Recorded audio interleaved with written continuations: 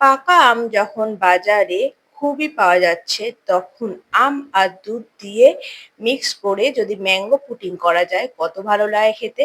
চলো দেখে নিই খুব সহজে ম্যাঙ্গো পুডিং। এখানে দুটো আমি পাকা হিমসাগর আম নিয়ে নিয়েছি। এবার এই হিমসাগর আমের থেকে আমি শাঁসটা বার করে নেব। শাঁসটা তোমরা যে যেরকম করে বার করতে পারো সে সেরকম করে বার করে নেবে। আমি ছুরি দিয়ে কেটে বার করে নিচ্ছি, আবার চামচ দিয়েও বার করে নিচ্ছি। আর এই রেসিপিটা যদি তোমাদের ভালো লাগে, ইউটিউব থেকে দেখে থাকলে সাবস্ক্রাইব করে রাখতে ভুলো না যেন। তাহলে নেক্সট ভিডিও আপলোড করলে খুব শীঘ্রই তোমাদের কাছে পৌঁছে যাবে। তো দেন আমি এরকম করে শাঁসটাকে বার করে নিচ্ছি পুরোপুরিভাবে। এবার এটাকে চামচ দিয়ে বার করে নেবো শাঁসটা। দুটো আমের আমার শাঁস বার করে নেব পুরোপুরিভাবে। আর আমি আটিগুলো না আলাদা করে রেখে দেবো সাইডে। তো দেখো আমার দুটো আমের শাঁস বার করা হয়ে গেছে। এবার একটা ব্লেন্ডার জারে নিয়ে আমি পাকা আমের শাঁসটাকে একবার মতো ব্লেন্ড করে নেব। তো ব্লেন্ড করা আমার হয়ে গেছে। এবার এটাকে আমি ছেঁকে নেব একটা ছাঁকনি দিয়ে। ছাঁকনি দিয়ে ছেঁকে নেওয়ার একটাই কারণ, যদি আমে কোনো শাঁস থাকে তাহলে সেটা বার হয়ে যাবে ছাঁকনিতেই। এবার পাকা আমের শাঁসটাকে সাথে আমি আগার আগার পাউডার মিক্সড করে নিয়েছি ১ চামচ মতো। এবার দিয়ে দেবো পরিমাণ মতো চিনি। যেহেতু আমটা এমনিতেই মিষ্টি, তার জন্য অল্প পরিমাণে চিনি দিয়ে আমি ভালো করে চামচের সাথে মিশিয়ে নেবো। চাইলে তোমরা, আমি যে এখানে হ্যান্ড ব্লেন্ডারের সাথে ভালো করে মিশিয়ে নিচ্ছি। এবার পাকা আমের শাঁসটাকে আর একটু জল দিয়ে একটা ফ্রাইং প্যানে একটু জাস্ট ফুটিয়ে নেবো। একটু জাস্ট ফুটিয়ে নেবো, বেশি ফোটাবার দরকার নেই। একটু ফোটানোর পর আমি এটাকে নামিয়ে নেব। একটা কাচের বোল নিয়েছি, কাচের বোলে আমি এটাকে সেট করে নেব। ৫ থেকে ১০ মিনিট রাখার পর এটা সেট এমনিতেই হয়ে যাবে। তো ৫ থেকে ১০ মিনিট রাখার পর পুরো সেট হয়ে গেছে।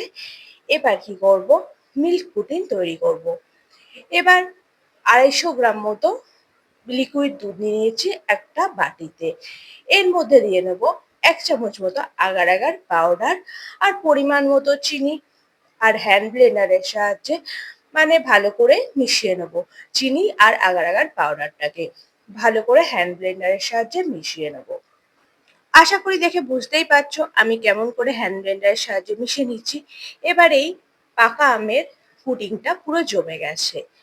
৫ থেকে ১০ মিনিট পর এবার একটা ছুরির সাহায্যে বা নাইফের সাহায্যে আমি কেটে নিচ্ছি। আমি চৌকো শেপের করে কেটে নেব। আর পুরো জেলি হয়ে জমে গেছে। এটা একটা পাত্রে আমি তুলে রাখবো, যে আমের পুডিংটাকে। এবার একটা কড়াইতে ওই লিকুইড দুধটা, যেটা আগার আগার পাউডার আর চিনি মিক্সড করে নিয়েছিলাম, সেটাকে একটু জাল দিয়ে নেবো। জাস্ট একটু ফুটে ওঠা পর্যন্ত আমি জাল দিয়ে দেবো। একটু ফুটে উঠলেই আমি এটাকে নামিয়ে দেবো। আশা করি দেখে বুঝতে পারছো। এবার আমি এটাকে নামিয়ে নেব। এইভাবে ফুটিয়ে নেওয়ার পর আমি ওই কাচের যেই বোলটা, ওর মধ্যে ম্যাঙ্গো পুডিংটা দিয়ে নিয়েছি। এবার দিয়ে নিয়েছি মিল্ক পুডিংটা। মিল্ক পুডিংটা পুরোপুরি দিয়ে নেওয়ার পর এটা তাড়াতাড়ি আবার একটু ম্যাঙ্গো জেলি বা ম্যাঙ্গো পুডিংটা দিয়ে ভালো করে মিশিয়ে নেব। ভালো করে মিশিয়ে নেব, যাতে একটু গরম থাকা অবস্থায় মিশিয়ে নেব, কারণ এটা জমে যাবে পরে। এবার ৫ থেকে ১০ মিনিটের জন্য ওয়েট করব। ৫ থেকে ১০ মিনিট পর দেখো এটা পুরো জমে পুরো সেট হয়ে গেছে। এবার আমি কি করব, ১৫ থেকে ২০ মিনিটের জন্য আমি এটা ফ্রিজে ঢুকিয়ে দেবো সেট হওয়ার জন্য পুরোপুরি। তো এমনিই সেট হয়ে গেছে, ফ্রিজে ঢুকিয়ে দেবো ঠান্ডা হওয়ার জন্য। ঠান্ডা ঠান্ডা এই ম্যাঙ্গো পুডিংটা খেতে কিন্তু দুর্দান্ত লাগে, সিরিয়াসলি বলছি।